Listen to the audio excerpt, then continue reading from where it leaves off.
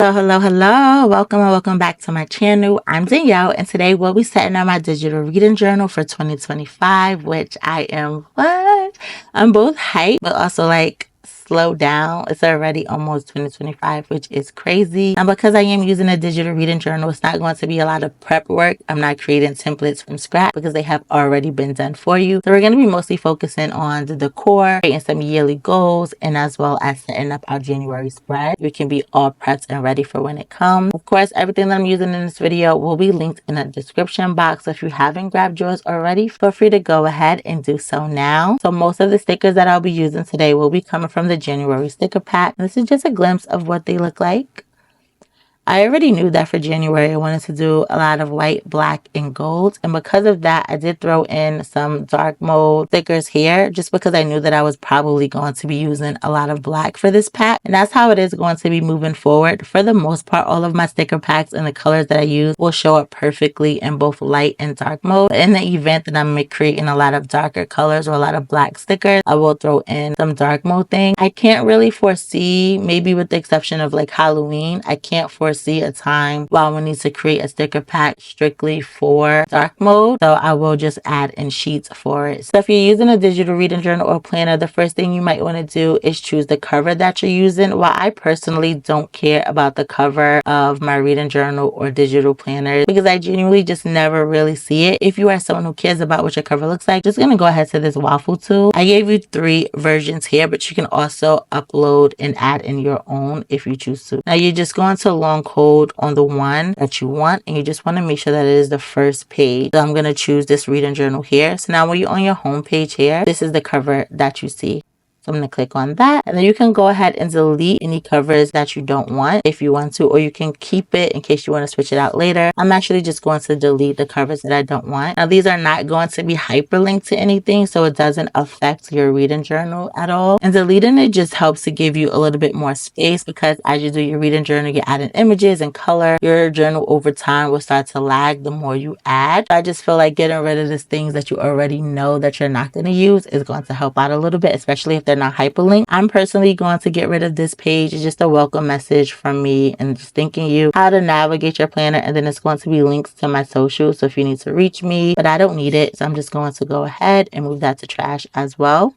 And then the next page is going to be this journal belongs to, and I'm just going to add a little bit of decor to this. Not much, because again, this is something that I'm personally not going to see. And what you're going to realize is that if I'm not going to see it, or I don't foresee that I am going to go to that page often, I don't really care about it. So when I go all out for my reading journal spreads, I know that I am actually going to look back at it. Those matter to me. The pages like this don't really. For a lot of the text that I'm going to be using, I think I'm just going to be using the text A Full Christmas. All of the fonts that I use are either already included in Goodnotes, or I get it from the app iFont, and I choose thefont.com. And then I'm going to make sure that my text is white, and then the changes that I made, I'm just going to save this as default, just because I know that I'm going to be using white a lot throughout the journals. When I am going to use a different color, I can easily change it back. I'm just going to use that, and I'm going to write my name. Are you guys ready for 2025? And how did your 2024 wrap up? Let me know in the comments. I'm curious about the type of year that you had. I'm just going to go to my reading journal sticker and decorate a little bit. Probably going to use this little page here. It looks like I have images off of my lasso tool. So if you are using your lasso tool and it's not picking up, you might have it toggled off. So I'm going to toggle it back on. Now, the reason why I toggle things on and off with my lasso tool is when I'm doing layering. So I don't want to pick up like handwriting when I'm trying to move up text. And I'm just going to copy that.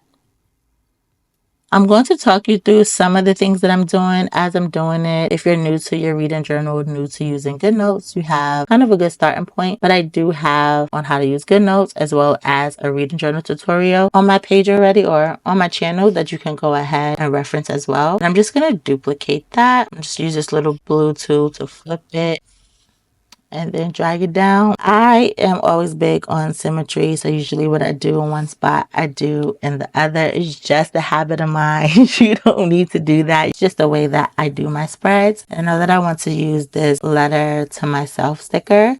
This is editing Danielle right now, and I want to apologize for my voice. I'm still getting over a cold. I had completely lost it all of last week, which is why I missed the YouTube video. For the duration of this video, I think I'm going to just play music. If it's something that I really think needs attention, I will hop on. But of course, as always, if you have any questions, please leave it in the comments and I'll be sure to get back to you. And I'm pretty much doing all of the same things that I typically do for my spreads, so it's nothing different from what you normally see from me.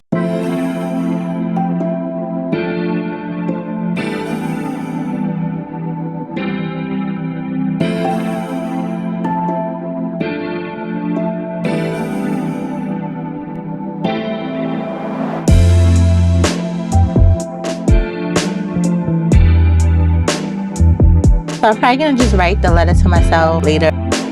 Next, I'm just going to spruce up my template page. This page is going to be hyperlinked so you can access all the templates within your journal. I'm not going to do much to this, but I am going to add a star rating key. Now, I don't need to reference this key throughout the year, but I think it'll be really cool to see looking back on my reading journals throughout the year if the way that I rate books change, if I'm still doing star ratings in later year. So I just use it to see where my headspace was during that year as far as my rating goes.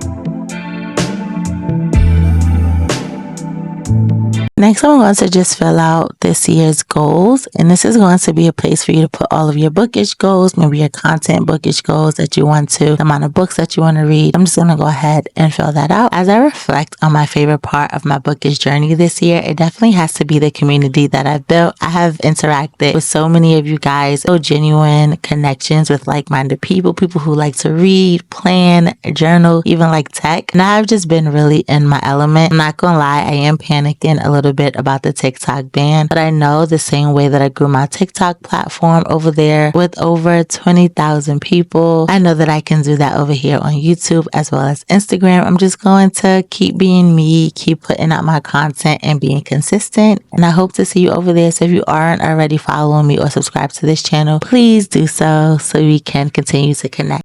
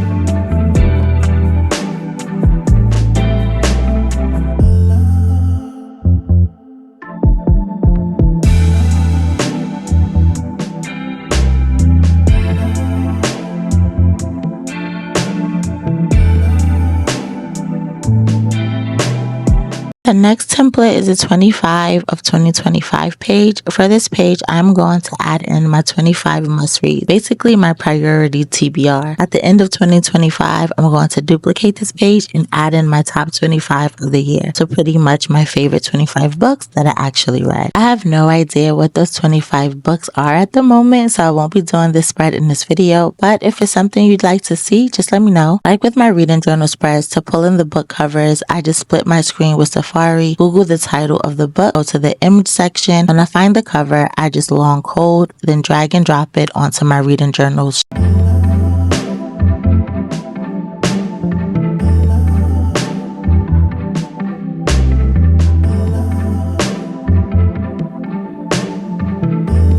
Next is my daily reading log, and you can see I pretty much gave the bare bones of this. Honestly, I have not been keeping up to date with my daily reading log, so I don't even know if I really want to fill this all out. If you want to, you can just go in with your pen, change this to white, or your text box. I just don't feel like fitting with the text box right now. And you can just write in your month up here, and then go in with your days and just date it here. I might create a sticker for dark mode, because I think my intention was to make this very like bare bones so you can get as creative as you want it to. But I think in my light mode, I actually dated it, which sorry for those who got the dark mode. Then I'm going to just create a key. So the reason why I think I wasn't consistent last time is because I couldn't really decide what I wanted to track each day. I still don't know, but I'm going to give you some options. So first up, just some things you can do if you want to go ahead and just write it in. Just use your shapes tool and you can make a little square. That's not a square. A little box like so. And then just go ahead and duplicate that for however many boxes you want to create, depending on the kind of key that you want to create. And then you do have a ruler tool if you care about how evenly spaced everything is. That's something that I don't care about. And then maybe go on with your pen tool, decide on what colors that you want in your key. I'm just using whatever's up there.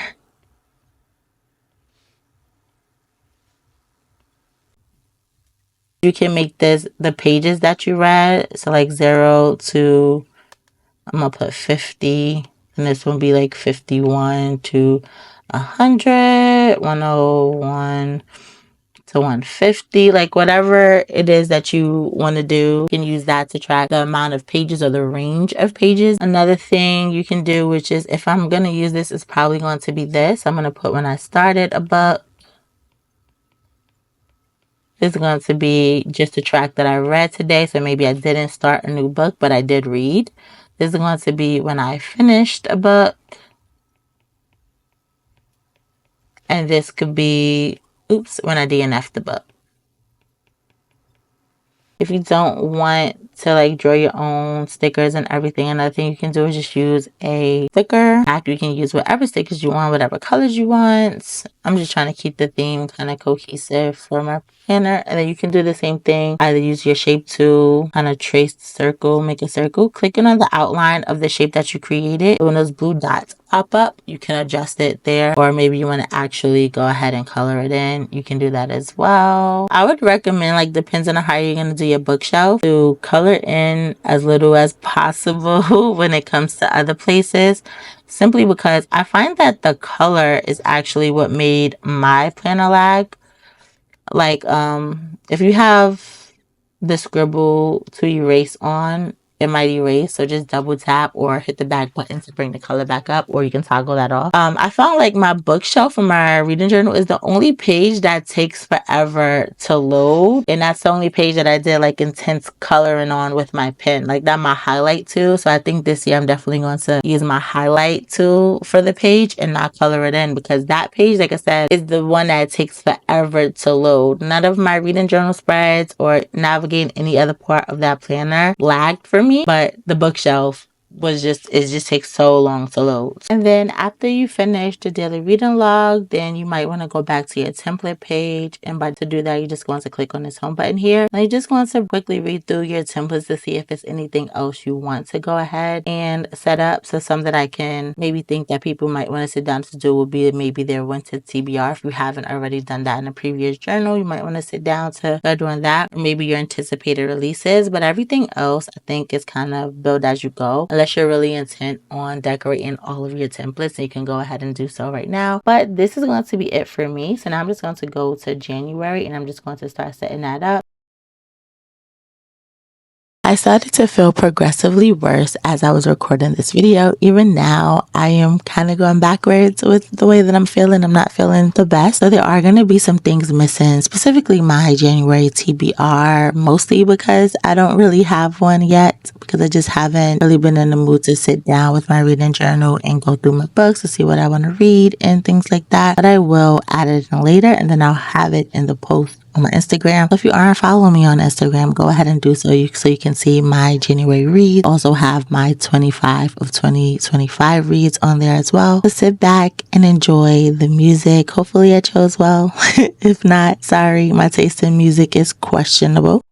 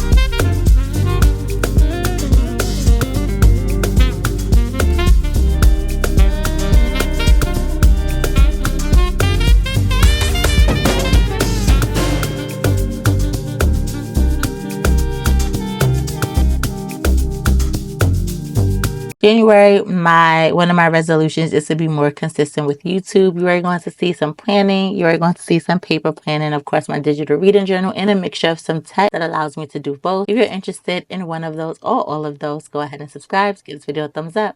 I know. Bye.